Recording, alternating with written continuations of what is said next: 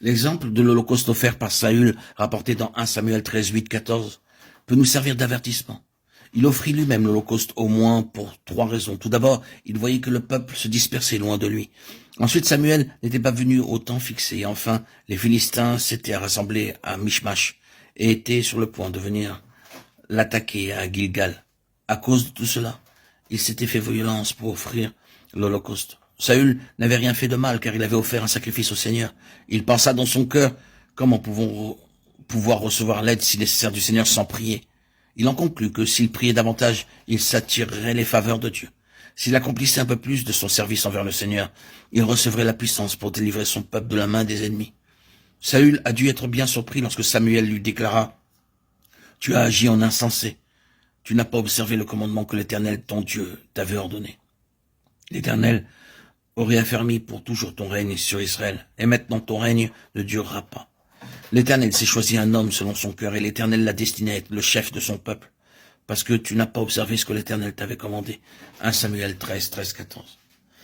Le « je me suis dit » au verset 12 de Saül n'était pas un ordre de Dieu. Par cela même, nous apprenons que Dieu désire que nous le servions selon ses ordres, et non pas d'après nos pensées ou nos suppositions.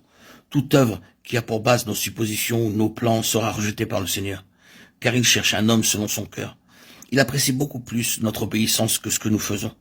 Écouter sa parole vaut mieux que la graisse des béliers. 1 Samuel 15, 22. Chaque serviteur de Dieu doit se souvenir de cela.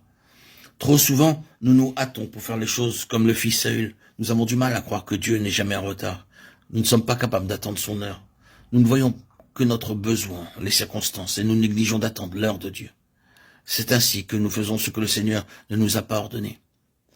Nous savons que Saül fut rejeté par Dieu, parce qu'il avait été trop zélé, trop impatient d'offrir le sacrifice et trop hâtif dans la prière. Les raisons qui l'ont poussé à agir étaient nombreuses et variées. Toutefois, Dieu, pendant ce temps-là, avait trouvé un homme selon son cœur, et il l'avait désigné comme roi sur son peuple. L'homme que le Seigneur désire n'est pas quelqu'un d'irréfléchi, d'empressé, au point de ne pas savoir attendre. Si nous avions dû choisir, nous aurions sans nul doute opté pour quelqu'un de semblable à Saül. N'était-il pas un homme hors de l'ordinaire? Il dépassait de la tête tout le peuple. Cependant, Dieu ne cherchait pas un homme hors du commun, mais un homme selon son propre cœur. Le but de notre service pour le Seigneur ne doit pas être le désir de faire de grandes choses pour notre satisfaction et celle des autres, mais pour que le cœur de Dieu soit touché et qu'il soit satisfait. Ce sont uniquement des gens comme cela que Dieu pourra utiliser. Il cherche le tel homme. Tu as agi en insensé, tu n'as pas observé le commandement que l'Éternel, ton Dieu, t'avait ordonné.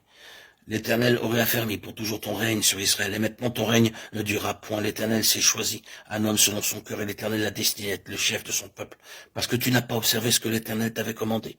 1 Samuel 13, 13, 14.